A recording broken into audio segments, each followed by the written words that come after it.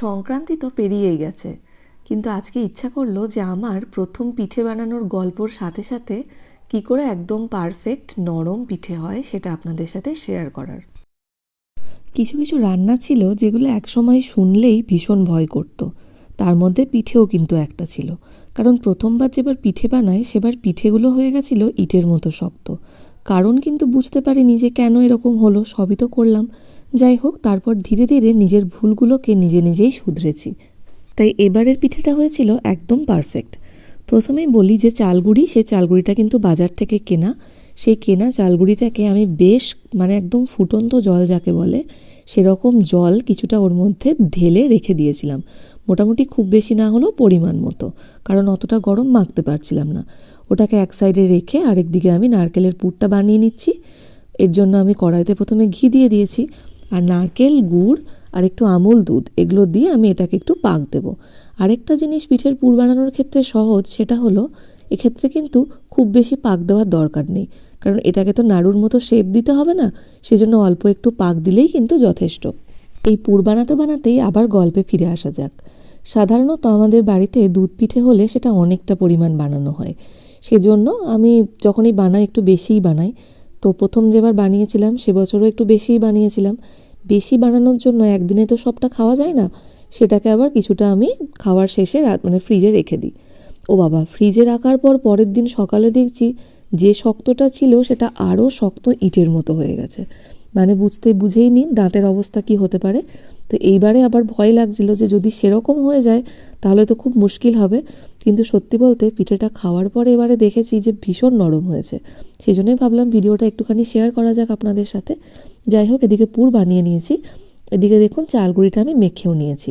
চালগুড়ির পরিমাণ ছিল প্রায় 750 মতো।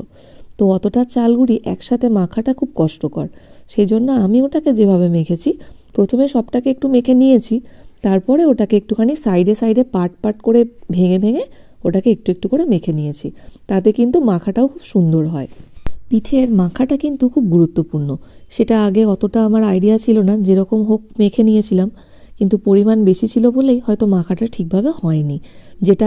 যার জন্য এবারে একটা সহজ উপায় আপনাদেরকে বললাম, যে একটুখানি যেমন আমরা লেচির মতো করে কেটে নিই, সেভাবে একটা করে পোর্শন কেটে কেটে নিয়েছিলাম একটু বেশি বেশি করে, সেটাকেই আমি একটু একটু করে মেখে নিয়েছিলাম। যাই হোক, ওদিকে পিঠের শেপগুলো দিয়ে দিলাম, আর এদিকে দুধ জাল দিয়েছি। পিঠের শেপগুলো করার সময় কিন্তু মুখগুলো খুব ভালো করে বন্ধ করে দিতে হবে, আর বন্ধ করে দেওয়ার পর হাতে করে আরেকবার একটুখানি চেপে রোল করে দেবেন, তাহলে আর মুখটা খোলার ভয় থাকে না।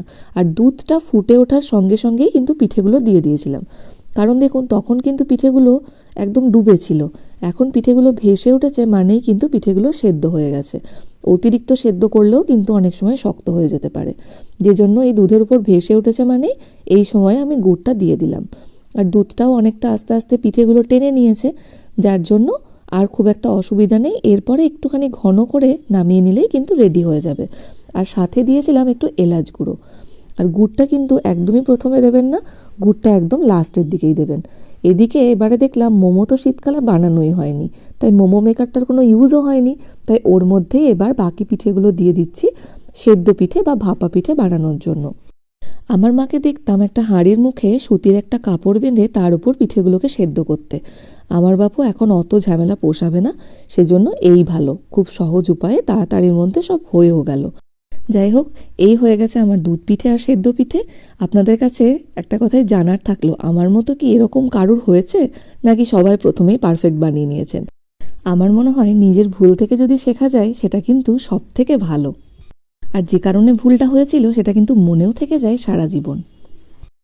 আপনারা যারা ভিডিওটা দেখবেন তাদের কাছে অনুরোধ রইল, যদি কোনো আপনাদের সাজেশন থাকে তাহলে কিন্তু দিতে ভুলবেন না। আমি কিন্তু ভীষণ পরের বার যখন করব তখন সেই সাজেশনগুলোকেও কাজে লাগানোর চেষ্টা করব।